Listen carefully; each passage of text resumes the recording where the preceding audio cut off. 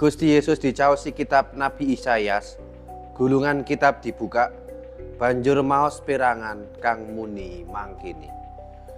Rohing Pangeran tumedhak ing aku dijebati lan kautus wewarta bungah marang para miskin, kekabar luar marang para tahanan, asung weruh wong-wong wuta, mbebasake sing padha katindes, ngundangake tauning sih kawelasan dalem Pangeran.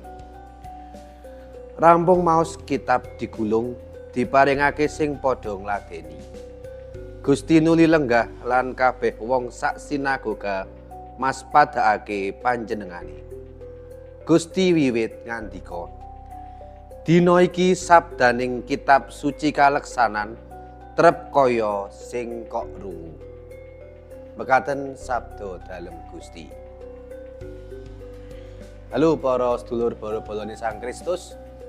Dina iki awake dhewe krungu kabeh yen Sang Kristus menika kuwi diutus kanggo paring luar marang sapa wae sing lagi ngalami tantanganing urip.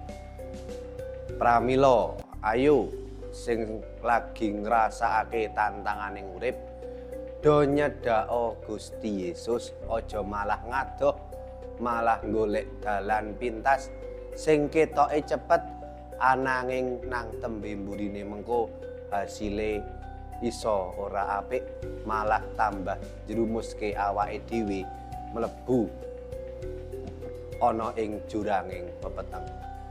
Lan ingkang kaping pindho minangka penderek dalem Sang Kristus, ayo padha ngupadi supaya awake dhewe dadi rahmat lan dadi berkah kanggo pepadha luwih-luwih sing mbutuhake. Salam redimu berkah dalem.